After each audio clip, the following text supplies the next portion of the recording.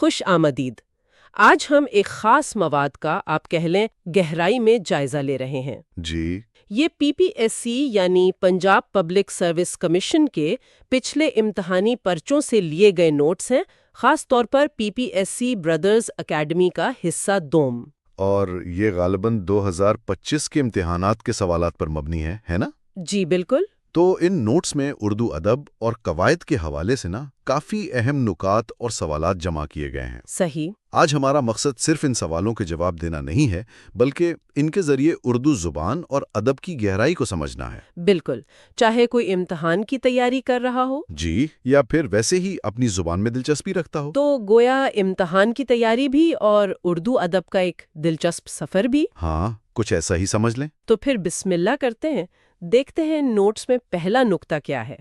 اچھا، یہ علم بیان سے متعلق ہے۔ جی سوال ہے، جب کسی لفظ کو حقیقی معنوں کی بجائے مجازی معنوں میں اس طرح استعمال کیا جائے کہ مجازی اور حقیقی معنوں میں تشبیہ کے علاوہ کوئی اور تعلق پایا جائے تو اسے کیا کہتے ہیں؟ ماخذ کہتا ہے کہ یہ مجاز مرسل ہے۔ یہ اصطلاح تھوڑی وضاحت طلب لگتی ہے نا؟ آپ نے صحیح کہا، یہ علم بیان کی ایک بنیادی اور میں کہوں گا خوبصورت اصطلاح ہے۔ اچھا۔ مجاز یعنی غیر حقیقی معنی، اور مرسل کا مطلب ہے بھیجا ہوا یا مطلق۔ تو مجاز مرسل میں لفظ اپنے اصل یعنی لغوی معنی میں استعمال نہیں ہوتا، ٹھیک، کسی اور معنی میں استعمال ہوتا ہے۔ اور اہم بات یہ ہے کہ ان دونوں معنوں میں تشبیہ کا یعنی مشابہت کا تعلق نہیں ہوتا۔ اچھا، تشبیہ نہیں ہوتی؟ جی نہیں، بلکہ کوئی اور منطقی تعلق ہوتا ہے۔ کوئی مثال دے کے سمجھائیں گے؟ ضرور ضرور۔ جیسے ہم کہتے ہیں بادل خوب برسا۔ جی۔ اب دیکھیں، برستا تو پانی ہے، بادل تو نہیں برستا نا۔ ہاں، یہ تو ہے۔ لیکن بادل پانی کا سبب ہے، تو یہاں سبب یعنی بادل بول کر مسبب یعنی پانی کا برسنا مراد لیا گیا۔ یہ مجاز مرسل ہے۔ اچھا اچھا۔ اسی طرح کہتے ہیں سارا گھر رو رہا تھا۔ اب گھر تو نہیں روتا، گھر والے روتے ہیں نا۔ بالکل۔ تو یہاں ظرف یعنی گھر بول کر مظروف یعنی گھر والے مراد لیے۔ کبھی کل بول کر جز مراد لیتے ہیں، کبھی جز بول کر کل۔ واہ! یہ زبان کو اختصار دیتا ہے، جامعت اور خوبصورتی بھی۔ اور یہ صرف شاعری میں نہیں، عام بول چال میں بھی استعمال ہوتا ہے۔ واقعی اس طرح تو زبان میں بڑی وسعت پیدا ہوتی ہے۔ اچھا، اگلا لفظ ہے برافروختگی۔ برافروختگی جی، ماخذ میں اس کا مطلب پوچھا گیا ہے۔ آپشنز ہیں خوشی، دولت، پریشانی یا اعتماد۔ مجھے یہ لفظ کچھ نیا سا لگ رہا ہے۔ جی، یہ کلاسیکی اردو میں زیادہ استعمال ہوتا تھا۔ برافروختگی کا درست مطلب ہے پریشانی اور غصہ، ڈسٹریس اینڈ اپسیٹ۔ پریشانی اور غصہ؟ جی، یہ چہرے پر غصے یا بحرمی یا ناگواری کے آثار ظاہر ہونے کے لیے استعمال ہوتا تھا۔ آج کل شاید کم سننے کو ملے، لیکن پرانی نثر اور شاعری سمجھنے کے لیے ایسے الفاظ کا علم ضروری ہے۔ یہ نقطہ سمجھ میں آیا۔ اب ذرا زبان کے بنیادی ڈھانچے یعنی قواعد اس کی طرف چلتے ہیں۔ جی بالکل۔ نوٹس میں اسم مصدر پر ایک سوال ہے۔ وہ اسم جس میں کسی کام کا کرنا یا ہونا زمانے کے تعلق کے بغیر پایا جائے کیا کہلاتا ہے؟ اچھا، آپشنز ہیں اسم جامد، اسم مصدر، اسم مشتق۔ یہ اسم مصدر یعنی وربل ناؤن کی بالکل صحیح تعریف ہے۔ اچھا۔ مصدر وہ بنیادی لفظ ہے جس سے تمام افعال یعنی وربز بنتے ہیں۔ یہ خود ایک اسم ہوتا ہے، لیکن اس میں کام کا مفہوم پایا جاتا ہے۔ جیسے پڑھنا، لکھنا، سونا، جاگنا۔ اب ان میں کوئی زمانہ نہیں ہے، نہ ماضی، نہ حال، نہ مستقبل۔ ٹھیک۔ اسی سے پھر پڑھتا ہے، لکھے گا، سویا تھا جیسے افعال بنتے ہیں، یا پڑھائی، لکھاوٹ جیسے اسم مشتق بنتے ہیں۔ یہ سمجھیں گرامر کی بنیاد ہے۔ اچھا، یعنی یہ وہ روٹ ہے جس سے باقی افعال اور متعلقہ اسم نکلتے ہیں۔ یہ سمجھنا تو گرامر کی بنیاد کے لیے واقعی بہت ضروری ہے۔ جی بالکل۔ اور جب زمانے کی بات آئی ہے تو ایک مثال بھی دی ہے نوٹس میں، وہ رو رہا تھا۔ یہ کون سا زمانہ ہے؟ آپشنز: ماضی مطلق، ماضی استمراری، حال جاری، مستقبل قریب۔ وہ رو رہا تھا، یہ ماضی استمراری یعنی پاسٹ کنٹینیوس ٹینس، اس کی واضح مثال ہے۔ استمراری۔ جی، استمرار کا مطلب ہے جاری رہنا۔ تو یہ زمانہ ماضی میں کسی کام کے جاری رہنے کو ظاہر کرتا ہے۔ مطلب جب ہم ذکر کر رہے ہیں اس وقت وہ کام ماضی میں ہو رہا تھا، مکمل نہیں ہوا تھا۔ اچھا، جیسے جب میں پہنچا وہ رو رہا تھا۔ بالکل صحیح، یہی مثال ہے۔ یہ وضاحت بہت مددگار ہے۔ اگلا سوال ناموں کی اقسام سے متعلق ہے۔ جی، وہ خاص نام جو کسی وصف یا خوبی کی وجہ سے مشہور ہو جائے اسے کیا کہتے ہیں؟ آپشنز ہیں خطاب، کنیت، لقب، عرف۔ ان میں اکثر تھوڑا فرق کرنا مشکل ہو جاتا ہے۔ جی ہاں، ان میں باریک فرق ہیں۔ دیکھیں، وہ نام جو کسی خاص خوبی یا کمال کی وجہ سے عوام میں مشہور ہو جائے وہ لقب کہلاتا ہے۔ لقب عوام کی طرف سے؟ جی، عوام کی طرف سے، جیسے شیر پنجاب یا بلبل ہند۔ خطاب وہ اعزازی نام ہوتا ہے جو حکومت یا کسی ادارے کی طرف سے ملے، جیسے سر کا خطاب۔ بالکل، جیسے سر یا خان بہادر۔ کنیت وہ نام ہے جو باپ، ماں، بیٹے یا بیٹی کی نسبت سے پکارا جائے، جیسے ابو القاسم یا ام کلثوم۔ ٹھیک۔ اور عرف وہ نام ہے جو پیار سے یا کبھی حقارت سے بگڑ کے پڑ جائے، جیسے جاوید سے جیدہ۔ تو یہاں درست جواب لقب ہے۔ بہت عمدہ وضاحت۔ اب کچھ روزمرہ زبان کی طرف آتے ہیں۔ محاورات کا ذکر ہے۔ جی، 5-3 کرنا، اس محاورے کا کیا مطلب ہے؟ آپشنز: ہاتھا پائی کرنا، ہیرا پھیری کرنا، تکرار کرنا، غیبت کرنا۔ 5-3 کرنا کا مطلب ہے تکرار کرنا، حجت بازی کرنا، یعنی فضول بحث مباحثہ یا جھگڑا کرنا۔ اچھا، تکرار کرنا۔ جی، محاورے کسی بھی زبان کا زیور ہوتے ہیں۔ یہ الفاظ کے مجازی معنی استعمال کر کے گفتگو میں زور اور حسن پیدا کرتے ہیں۔ اور ثقافت کا بھی پتہ چلتا ہے ان سے۔ بالکل، ان سے اس زبان کے بولنے والوں کی ثقافت اور سوچ کا بھی اندازہ ہوتا ہے۔ ضرب المثل کی درست شکل پوچھی گئی ہے۔ 5 انگلیاں گھی میں اور سر کڑاہی میں، کیا یہ اسی طرح ہے؟ جی ہاں، یہ ضرب المثل بالکل اسی طرح مشہور اور مستعمل ہے۔ 5 انگلیاں گھی میں اور سر کڑاہی میں۔ اور مطلب یہ ہے کہ کسی شخص کو ہر طرف سے بہت زیادہ فائدہ یا خوش قسمتی حاصل ہو رہی ہو۔ انتہائی خوشحالی اور مزے کی کیفیت بیان کرتی ہے یہ۔ صحیح۔ زبان کے ان پہلوؤں کو سمجھنے کے بعد اب ذرا ادب کی دنیا میں قدم رکھتے ہیں۔ چلیں۔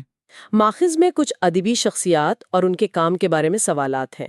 پہلا نام بچوں کے ادب سے متعلق ہے۔ مشہور نظم ٹوٹ بٹوٹ ایک لڑکا تھا کس کی تخلیق ہے؟ ہاں۔ آپشنز: حبیب جالب، صوفی غلام مصطفیٰ تبسم، احمد فراز۔ یہ نظم تو بہت سے لوگوں نے بچپن میں سنی یا پڑھی ہوگی۔ یقیناً یہ لازوال نظم صوفی غلام مصطفیٰ تبسم کی ہے۔ صوفی تبسم صاحب کا کمال یہ تھا کہ وہ بے وقت بڑوں کے لیے سنجیدہ فارسی اور اردو شاعری بھی کرتے تھے۔ اچھا۔ اور بچوں کے لیے ایسی شگفتہ اور پیاری نظمیں بھی لکھتے تھے۔ ٹوٹ بٹوٹ ان کا ایک ایسا کردار ہے جو اردو میں بچوں کے ادب کا آپ سمجھیں ایک آئیکن بن گیا۔ بالکل۔ ان کی زبان سادہ، رواں اور بچوں کی نفسیات کے عین مطابق ہوتی تھی۔ واقعی بچوں کے لیے لکھنا ایک الگ ہی فن ہے۔ اچھا، اگلا سوال ایک ناول کے بارے میں ہے۔ چینی کوٹھی کے مصنف کون ہیں؟ آپشنز ہیں نسیم حجازی، رشید احمد صدیقی، صدیق عالم یا ان میں سے کوئی نہیں۔ یہ سوال تھوڑا ٹرکی لگ رہا ہے۔ جی، اس قسم کے سوالات اکثر امیدوار کے وسیع مطالعے کی جانچ کے لیے ہوتے ہیں۔ اچھا۔ ہو سکتا ہے درست جواب آپشنز میں موجود ہی نہ ہو، جیسا کہ اس معاملے میں لگتا ہے کہ چینی کوٹھی کے مصنف ان آپشنز میں نہیں ہیں۔ یا پھر یہ جانچنا مقصود ہو کہ امیدوار کو معلوم ہے کہ دیے گئے مصنفین نے یہ ناول نہیں لکھا۔ یہ دراصل یادداشت کے ساتھ ساتھ وہ ایلیمنیشن کی صلاحیت کو بھی پرکھتا ہے۔ یہ دلچسپ حکمت عملی ہے۔ اسی طرح کا ایک اور سوال میر حسن کے بارے میں ہے۔ پوچھا گیا ہے کہ ان کی مثنویات کی تعداد کتنی ہے؟ جی، آپشنز ہیں 3، 5، 7 یا ان میں سے کوئی نہیں۔ میر حسن تو اپنی مثنوی سحر البیان کی وجہ سے بہت مشہور ہے۔ بالکل، سحر البیان اردو کی چند بہترین مثنویوں میں شمار ہوتی ہے۔ میر حسن کا نام اسی کی وجہ سے زندہ ہے۔ جی۔ ان کی کل مثنویات کی تعداد کے بارے میں یہ سوال بھی PPSC کے پرچے میں آیا ہے۔ یہاں بھی مقصد وہی ہے، امیدوار کے علم کو جانچنا کہ آیا انہیں میر حسن کے مجموعی کام کا اندازہ ہے۔ یہاں یہ واقعی دلچسپ ہو جاتا ہے کہ کس طرح امتحانی سوالات صرف براہ راست معلومات نہیں بلکہ امیدوار کی فہم اور تجزیے کی صلاحیت کو بھی جانچتے ہیں۔ جی، بالکل۔ اچھا، اب ایک اور شخصیت کا ذکر ہے، مرزا ادیب۔ ان کا اصل نام کیا تھا؟ مرزا ادیب۔ آپشنز: دلاور علی، بہادر علی، مرزا ادیب بیگ یا ان میں سے کوئی نہیں؟ مرزا ادیب کا نام تو بہت سنا ہے۔ جی، مرزا ادیب اردو ڈرامہ نگاری، خاص طور پر یک بابی ڈراموں یعنی ون ایکٹ پلیز اور افسانہ نگاری میں ایک بہت بڑا نام ہے۔ انہوں نے ریڈیو اور سٹیج کے لیے بہت لکھا۔ ان کا اصل نام دلاور علی تھا۔ دلاور علی، اچھا۔ جی، یہ جاننا اہم ہے کیونکہ اکثر مصنفین اپنے قلمی نام سے مشہور ہوتے ہیں اور ان کے اصل نام سے کم لوگ واقف ہوتے ہیں۔ یہ بات تو ہے۔ اچھا، اب بات کرتے ہیں اردو اور فارسی دونوں زبانوں کی ایک عظیم شاعر کی، جی، علامہ اقبال کی۔ ان کی کون سی کتاب فارسی زبان میں ہے؟ آپشنز: بانگ درا، ضرب کلیم، پیام مشرق، بال جبریل۔ یہ ایک اہم سوال ہے۔ علامہ اقبال نے اردو کے علاوہ فارسی میں بھی شاعری کی اور ان کا فارسی کلام بھی بہت بلند پایا ہے۔ جی ہاں۔ ان کی کتاب پیام مشرق فارسی میں ہے۔ پیام مشرق، جی، یہ انہوں نے جرمن شاعر گوئٹے کے مغربی دیوان یعنی ویسٹ ایسٹلیشر دیوان کے جواب میں لکھی تھی۔ گوئٹے کے جواب میں؟ جی، جس میں مشرق و مغرب کے درمیان تہذیبی اور فکری مکالمے کی کوشش کی گئی ہے۔ باقی تینوں کتابیں یعنی بانگ درا، ضرب کلیم اور بال جبریل ان کے مشہور اردو شعری مجموعے ہیں۔ یہ تو بہت دلچسپ پس منظر ہے۔ اس سے پیام مشرق کی اہمیت اور بھی بڑھ جاتی ہے۔ اچھا، اب تاریخ ادب کا ایک سوال ہے۔ پوچھیں۔ دنیا میں سب سے پہلا مثنوی نگار کون ہے؟ آپشنز ہیں: فردوسی، محمد بن حسن احمد السغودی، رودکی، آنوری۔ یہ سوال فارسی ادب کی تاریخ سے متعلق ہے، اگرچہ رودکی کو فارسی شاعری کا بابا آدم کہا جاتا ہے، جی، اور فردوسی کا شاہ نامہ فارسی کی عظیم ترین مثنوی ہے، لیکن ادبی مورخین کے مطابق اولین مثنوی نگاروں میں محمد بن حسن احمد السرونی کا نام بھی آتا ہے۔ اچھا، السغودی۔ جی، السغودی، جو رودکی کے ہمعصر تھے یا ان سے کچھ پہلے کے۔ یہ تاریخ ادب کے دقیق نکات میں سے ہے۔ اب ذرا ادبی اصناف کی تعریف کی طرف آتے ہیں۔ ماخذ میں پوچھا گیا ہے، اس مختصر کہانی کو کیا کہتے ہیں جس میں زندگی کا کوئی ایک پہلو جیسے سیاسی، معاشی یا معاشرتی مسائل کا محض ایک رخ پیش کیا گیا ہو؟ آپشنز ہے: خاکہ، ناول، مضمون، افسانہ۔ یہ افسانہ یعنی شارٹ سٹوری کی بہت اچھی تعریف ہے۔ افسانہ؟ جی، افسانہ ناول کے برعکس زندگی کی کلیت کا احاطہ نہیں کرتا، بلکہ کسی ایک واقعہ، کردار کے کسی ایک نمایاں پہلو یا زندگی کے کسی ایک تاثر پر توجہ مرکوز کرتا ہے۔ اچھا۔ اس میں اختصار ہوتا ہے، وحدت تاثر ہوتی ہے، اعجاز ہوتا ہے۔ یہ جدید دور کی مقبول ترین نثری اصناف میں سے ایک ہے۔ یعنی کم لفظوں میں گہری بات کہنے کا فن۔ بالکل۔ اب ایک اور شاعر کا ذکر ہے جن کا نام اردو شاعری میں بہت بلند ہے۔ جدید صدیوں میں اپنی عشقیہ شاعری کے لیے کون سے شاعر مشہور ہیں؟ جی، آپشنز: نذیر اکبر آبادی، میر انیس، میر تقی میر، ولی دکنی۔ اگر ہم اسے بڑے منظرنامے سے جوڑیں تو بلا شبہ میر تقی میر کا نام سر فہرست آئے گا۔ میر تقی میر۔ جی، انہیں ان کی پرسوز اور دل میں اتر جانے والی عشقیہ شاعری کی وجہ سے خدائے سخن کہا جاتا ہے۔ خدائے سخن۔ جی، ان کے کلام میں جو سادگی ہے، درد مندی ہے، انسانی جذبات کی گہرائی ہے، وہ بے مثال ہے۔ ولی دکنی نے اردو غزل کی بنیاد رکھی، عشقیہ مضامین بھی باندھے۔ نذیر عوامی شاعر تھے، میر انیس مرثیہ گوئی کے امام، لیکن خالص عشقیہ شاعری میں میر کا مقام منفرد ہے۔ بالکل۔ اور میر کا کمال یہ ہے کہ انہوں نے عشق کے ذاتی تجربے کو آفاقی بنا دیا۔ ان کے شعر آج بھی دلوں میں ویسے ہی اترتے ہیں جیسے 2 صدیاں پہلے اترتے ہوں گے۔ خدائے سخن، یہ لقب ہی ان کی عظمت بتانے کے لیے کافی ہے۔ اچھا، اگلی نظم ہے شہر خالی کوچہ خالی۔ جی، اس کا مرکزی موضوع کیا ہے؟ آپشنز ہے: ہجرت، وبائی امراض، جنگ، غربت۔ اس نظم کا بنیادی موضوع ہجرت ہے اور اس کے نتیجے میں پیدا ہونے والی تنہائی، اداسی اور شہروں یا بستیوں کا ویران ہو جانا ہے۔ اچھا، ہجرت۔ جی، یہ ان احساسات کی ترجمانی کرتی ہے جب لوگ اپنے گھر، اپنا وطن چھوڑ کر چلے جاتے ہیں اور پیچھے رہ جانے والی جگہوں پر یا ان کو یاد کرنے والوں کے دلوں میں ایک خالی پن سا رہ جاتا ہے۔ ہجرت کا درد تو ادب کا ایک اہم موضوع رہا ہے۔ اب ایک اور لقب کا سوال ہے۔ جی، مصور غم کسے کہا جاتا ہے؟ آپشنز: ڈپٹی نذیر احمد، میر امن دہلوی، علامہ راشد الخیری یا کوئی نہیں؟ مصور غم کا لقب علامہ راشد الخیری کو دیا گیا تھا۔ راشد الخیری؟ جی، اس کی وجہ یہ تھی کہ انہوں نے اپنے ناولوں اور تحریروں میں 20ویں صدی کے اوائل میں ہندوستانی، خاص طور پر مسلم معاشرے کی خواتین کے مسائل، ان کی مظلومیت، سماجی پابندیاں اور دکھ درد کی بہت ہی، آپ کہیں، حقیقت پسندانہ اور دردانگیز تصویر کشی کی۔ اچھا۔ وہ گویا ان کے غموں کی تصویریں لفظوں سے بناتے تھے۔ یہ صرف رونا دھونا نہیں تھا، بلکہ اس میں اصلاحی پہلو بھی مضمر تھا۔ یہ جان کر راشد الخیری کے کام کو پڑھنے کی خواہش پیدا ہوتی ہے۔ اب ایک اور مشہور نظم کا ذکر، ابلیس کی مجلس شورا۔ جی ہاں۔ یہ کس کے تخلیق ہے؟ آپشنز: ناصر کاظمی، علامہ اقبال، مولانا ظفر علی خان یا کوئی نہیں؟ یہ علامہ اقبال کی ایک شاہکار نظم ہے۔ اقبال کی؟ جی، جو ان کے آخری اردو فارسی مجموعے ارمغان حجاز میں شامل ہے۔ یہ ایک علامتی نظم ہے جس میں ابلیس یعنی شیطان اپنے مشیروں سے دنیا کے حالات پر مشاورت کر رہا ہے۔ اس مکالمے کے ذریعے اقبال نے اپنے دور کے بڑے بڑے سیاسی اور تہذیبی نظریات جیسے مغربی جمہوریت، سرمایہ داری، فاشزم، اشتراکیت، ان سب پر گہری تنقید کی ہے اور ان کے ممکنہ نتائج سے خبردار کیا ہے۔ زبردست۔ یہ اقبال کی سیاسی بصیرت اور فکری گہرائی کا منہ بولتا ثبوت ہے۔ اقبال کا یہ انداز فکر تو ہمیشہ ہی متاثر کن رہا ہے۔ اچھا، اب تصوف کی طرف آتے ہیں۔ جی۔ اردو کا پہلا اور بڑا صوفی شاعر کسے مانا جاتا ہے؟ آپشنز: مرزا غالب، علامہ اقبال، خواجہ میر درد یا کوئی نہیں؟ اس سوال کے جواب میں عام طور پر خواجہ میر درد کا نام لیا جاتا ہے۔ میر درد؟ جی، وہ 18ویں صدی کے دہلوی شاعر تھے اور ان کا پورا کلام تصوف کے مضامین، عشق حقیقی، معرفت الہی، دنیا کی بے ثباتی، اخلاقی اقدار، ان سے بھرا ہوا ہے۔ اچھا۔ ان کے ہاں تصوف صرف رسمی نہیں بلکہ ایک داخلی تجربے کے طور پر نظر آتا ہے۔ ان کی زبان بھی بہت صاف، شستہ اور پراثر ہے۔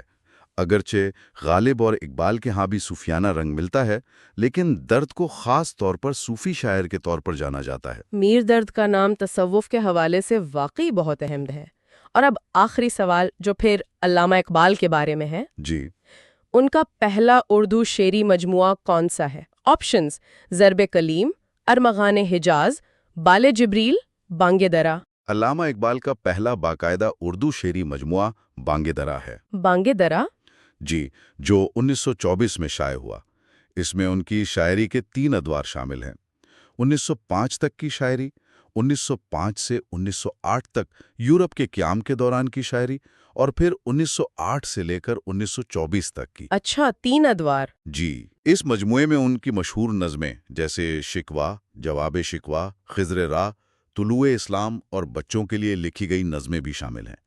یہ مجموعہ ان کے فکری ارتقاء کی بھی عکاسی کرتا ہے۔ زبردست۔ تو آج ہم نے PPSC کے ان نوٹس کی مدد سے اردو قواعد کے چند اہم اصطلاحات جیسے مجاز مرسل اور اسم مصدر کو سمجھا، جی، برافتگی جیسے کلاسیکی لفظ کا معنی جانا، لقب اور کنیت کا فرق واضح کیا، محاورے اور ضرب المثل کی اہمیت دیکھی، اور ساتھ ہی ہم نے صوفی تبسم کی بچوں کی نظم سے لے کر میر حسن کی مثنوی، مرزا ادیب کے اصل نام، علامہ اقبال کی فارسی اور اردو شاعری، جی ہاں، میر تقی میر کے عشقیہ شاعری، افسانے کی تعریف، راشد الخیری کے لقب مصور غم اور خواجہ میر درد کی صوفیانہ شاعری تک کئی اہم ادبی شخصیات اور تصورات کا احاطہ کیا۔ تو اس سب کا کیا مطلب ہے؟